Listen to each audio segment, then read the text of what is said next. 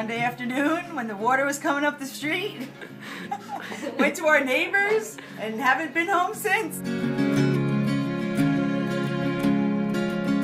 Well, we took the action to clean it out and to try to rebuild it. And they're giving you money for what happened? The flood insurance gave us money, but the mortgage people took the money and they're doling it out in little bits. Our housing, yes, FEMA gave us housing, but we had to appeal that also and fill out all kinds of paperwork. Right, so it's been a difficult process then. Yes, it has been very difficult. Told you I let them go. How has this affected the community? Since you live in, right? Oh, the community, a lot of the houses are empty, but they're moving along. Now you're seeing people that are starting to do stuff and people. Call you after my blood. I was just gonna say, make sure you got all your stuff up high and get your cars out of the area and be safe. Give a little time to me. Our home was flooded and we are now living at my neighbor's and trying to work on our home. It's taken a long time, but it's coming along. So since Sandy hit, you have not been back in your own room? No. How does that affect you as a teenager? Well, clothes-wise, I always have to go home and switch clothes and then come back. And I mean, I pretty much have all my stuff, but it's awkward because I can't invite friends over. Right.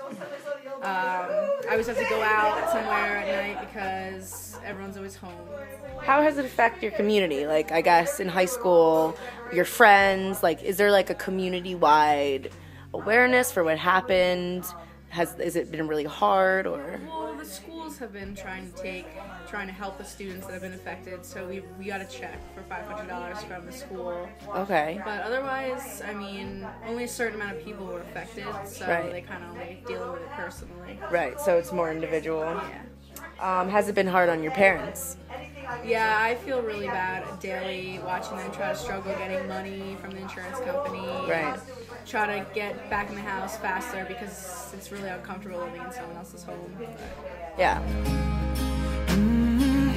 No, I just wanna hold. Well, I feel like people really need to start taking advantage of what they have because no one really understands what everyone's going through, and that when you could have something one day and another day it'll be gone, just like this situation. But like living down the shore, like people don't really understand like the memories that we all have down the shore, and we really need to spread awareness so that everyone can understand. We need to rebuild so that it's, you know, the future down the shore isn't just ruined from this, because it really will never be the same after the storm. And all the beaches, our boardwalk is gone, so like it's going to take years to rebuild that, and any help would really be helpful.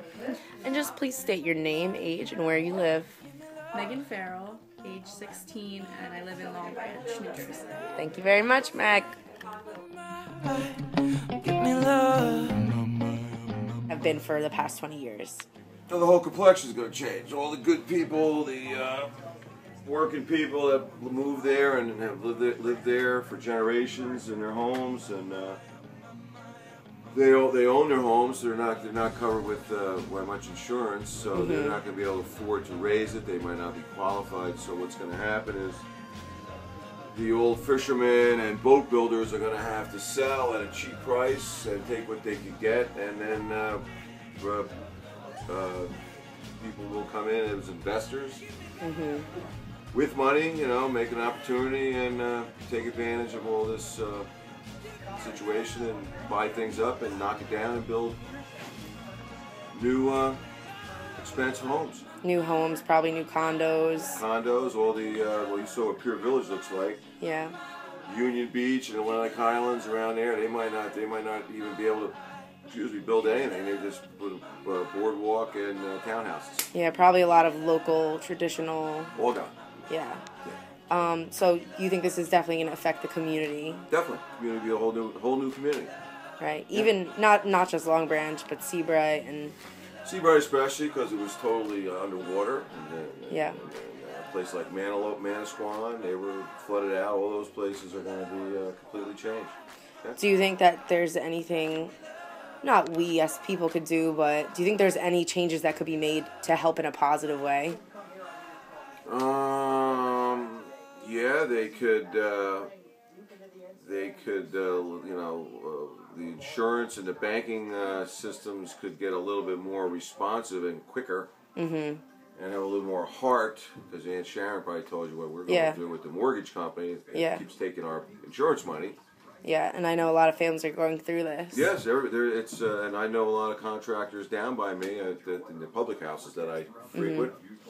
There's lots of contractors ready to go, but they can't build, they can't work because the insurance money is not being released, so the people can't do anything. They can't do anything. anything. Then they have to wait on the new flood zone maps. Right. Some houses are going to have to go up 12 feet, some are going to have to go up 15 feet. Yeah. It's great. And the dust is still settling. Some people are just getting into their homes now. Yeah. And then you got the mold issue, you got the whole thing is a mess. Yeah.